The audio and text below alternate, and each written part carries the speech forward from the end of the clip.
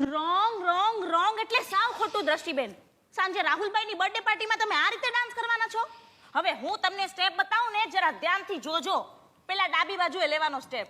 સાસ ગાલી દેવે દેવરજી સમજા લેવે, સસુરાલ ગંદા ફૂલ, સસુરાલ ગંદા ફૂલ. અરે એમાં ગંદા ફૂલ નથી, ગેંદા ફૂલ છે. સસુરાલ વિશે તમને વધારે ખબર કે મને? ડોન્ટ ડિસ્ટર્બ નાઉ.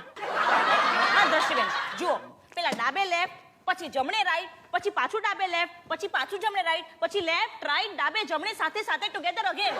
હવે તમે સમજીને બરાબર અન્ડરસ્ટેન્ડ થયા કે નહીં? ભાભી, મને હમણાં સીધા સ્ટેપ્સ જ બતાવો. આ ચશ્માના લીધે લેફ્ટ રાઈટ માં લોચો છે. લેફ્ટ રાઈટ માં લોચો છે? હા. ઉપર નીચેમાં લોચો નથી ને? ના. તો જાઓ ઉપર જઈને જોઈ આવો કે મમ્મી પપ્પા તૈયાર થયા કે નહીં.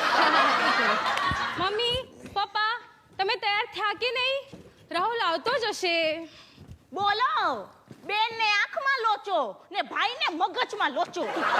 પરણી શું કામ મારા જેવા મગજમાં લોચાવાળા માણસને? તે નહોતી જ પરણવાની. આ તો મારી માએ કીધું તું કે પુરુષ જેટલો વધારે મૂર્ખ, સંસાર એટલો જ વધારે સુખી. તો મેં પણ ક્યાંક વાંચેલું અમલમાં મૂક્યો હોત ને તો આજે દુખી નો થયો હોત. શું? કે વાંકાનેરની છોકરીને તો પરણવું ન જોઈએ. મનનો? ના એટલે આટલી છોકરીઓથી તો ખાસ દૂર રહેવું. એ ભાવનગરની ભાન વગરની, ચોરવાડની ચસ્કેલ, વેરાવળની વેતા વગરની ને વાંકાનેરની વંઠેલ. તે અમે લોકો રહેતા હતા વાંકાનેરમાં, બાકી મારો જન્મ બાય બર્થ તો મોરબીમાં થયો છે. તો મોરબી માટે તો ખાસ લખ્યું છે.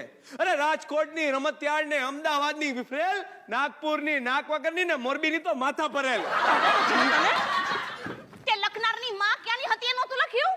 લખ્યું તું ને, એ પણ મોરબીની જ હતી. એ જાગૃતિ, મને આમ ભગાવ નહીં કર. વહેલી સવારે મને શ્વાસ લેવામાં તકલીફ પડી હતી. તે પડે જ ને. વહેલી સવારે આ બાબા રામદેવના ભક્તો બધો જ ઓક્સિજન લઈ લે છે. એટલે તને ક્યારની કહું છું કે વહેલી સવારે શ્વાસ લેવાના જ નહીં.